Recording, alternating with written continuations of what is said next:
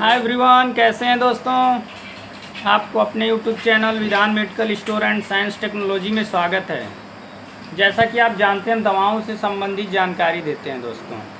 आज हम आपको टेटनस वैक्सीन, टेटनस का जो टीका होता है, इसकी संपूर्ण जानकारी देंगे। टेटनस वैक्सीन जो होता है, टेटनस का जो इंजेक्शन्स होता है दोस्तों, जैसे वयस्क हो गए, छोटे बच्चे हैं, शिशु जिनको कहते हैं, इन सब छोटे बच्चे बड़े लोगों को टेटनस के खिलाफ जो सक्रिय टीकाकरण के लिए दोस्तों कुछ संकेत बताए गए हैं, उनके बारे में हम बताएंगे। जैसे टेटनस डाइऑक्साइड जो टेटनस का वैक्सीन होता है, जैसा कि मैंने बताया दोस्तों आपको, और इसका उपयोग कब किया जाता है, कैसे किया जाएगा, क्यों किया जाता है, संपूर्ण जानकारी आपको मिलेगी दोस्तों।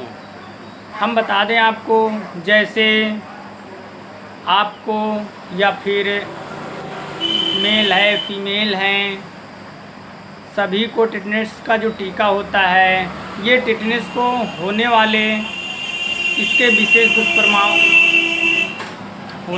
विशेष दुष्प्रभाव को रोकने के लिए लगाया जाता है।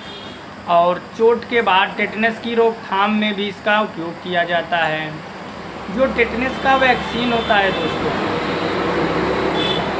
टेटनस डाइऑक्साइड होता है, जो एंटीबॉडी बनाने के लिए प्रतीक्षा प्रणाली जो बॉडी में होती है, उसको सक्रिय करके ये काम करता है। ये एंटीबॉडी क्लोस्ट्रीडियम टेटानी द्वारा उत्पादित विषाक्त पदार्थों को बेअसर करने के लिए दोस्तों, टेटनस जो है इस संक्रमण को रोकने में मदद करता है। कुछ मामलों में टेटनस वैक्सीन इंजेक्शन्स वाली जगह पर आपने देखा होगा कि इसकी कुछ प्रतिक्रियाएं होती हैं।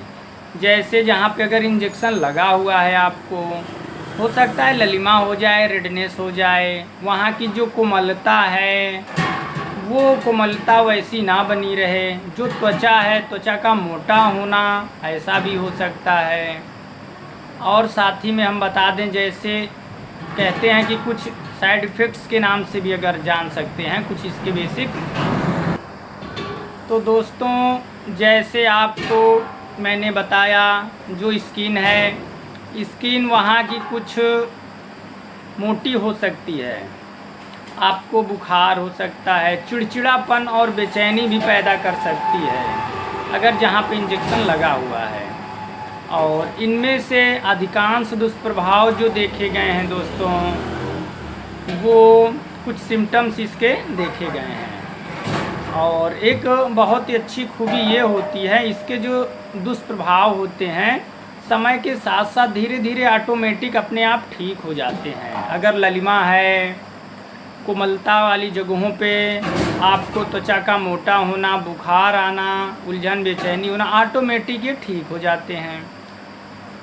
हालांकि हम आपको बता दें, जो इसके दुष्प्रभाव रहते हैं, अगर आपको किसी टर्म कंडीशन में बने रहते हैं या बिगड़ते जाते हैं, तो इस सिचुएशंस व कंडीशंस में आपको अपने नियरेस्ट CSC या PHC सेंटर में जाके डॉक्टर से कंसल्ट करना होता है।